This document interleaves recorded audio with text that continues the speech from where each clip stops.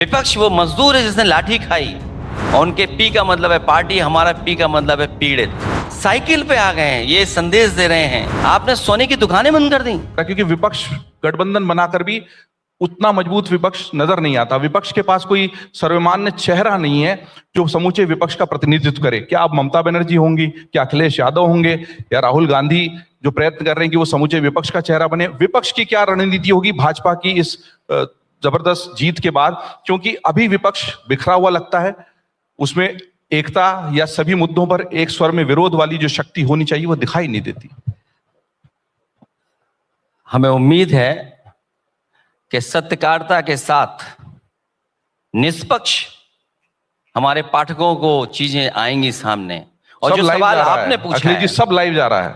जो आपने सवाल पूछा है कि विपक्ष कौन है, विपक्ष इस बार महंगाई है, विपक्ष इस बार डीजल है, विपक्ष इस बार पेट्रोल है, विपक्ष इस बार गैस का लाल सिलेंडर है, विपक्ष इस बार अग्निवीर वाले नौजवान हैं, विपक्ष इस बार किसान जो दुखी हो रहा है वो है, विपक्ष वो मजदूर है जिसने लाठी खाई, और इस बार विपक्ष वो भी है जो लखनऊ में 69,000 भर्ती को लेकर के एक बार नहीं बार बार आए हैं। विपक्ष इसके बाद शिक्षा मित्र भी है, विपक्ष इसके बाद वो लोग भी हैं जिनके साथ अन्याय हुआ है। आप ये क्यों भूल जाते हो?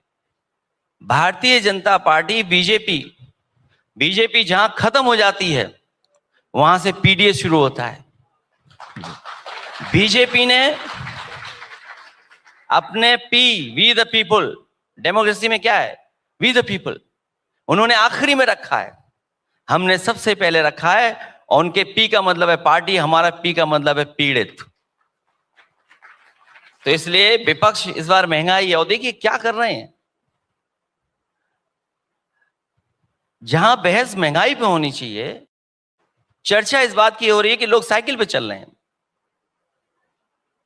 लोग 2 गाड़ी छोड़ दिए हैं, अपना जो उनका एक लंबी कतार होती थी गाड़ियों की, उसमें गाड़ियां कम कर दी हैं, साइकिल पे आ गए हैं। ये संदेश दे रहे हैं कि आने वाला समय खुशहाली के लिए और महंगाई से लड़ने के लिए साइकिल ही जरूरी है, साइकिल के अलावा कोई रास्ता नहीं है।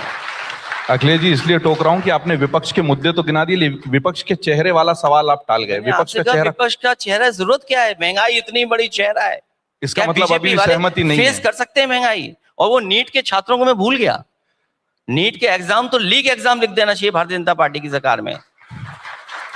क्या वो नीट के छात्र भूल जाओगे? और अगर यूपी का ही हम मान लो, देश का गणित तो अलग होगा, वो गणित भी बना के लाया हूं मैं आप। जी बताइए।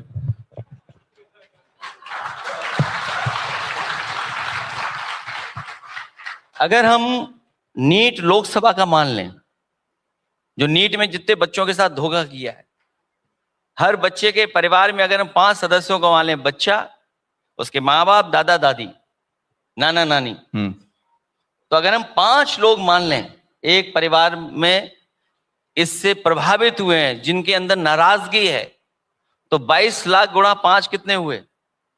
1 करोड़ 10 लाख लोग प्रभावित हुए। तो 1 करोड़ 10 लाख जिस सरकार से प्रभावित हो लोग, तो वो सरकार चेहरा ढूंढ रही है।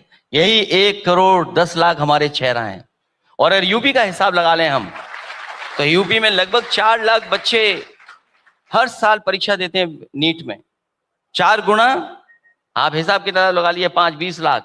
और फिर जितने मैंने अभी गिनाए हैं आपको, जो प्रभावित हुए हैं, जो किसान है, मजदूर है, व्यापारी है, आपने सोने की दुकानें बंद कर दी। आपने कहा कि सोने की दुकान नहीं चलेगी, आप सोइए इस पे, सोना बना दिया वहां पर। हमारे व्यापारी सो रहा है वहां पर,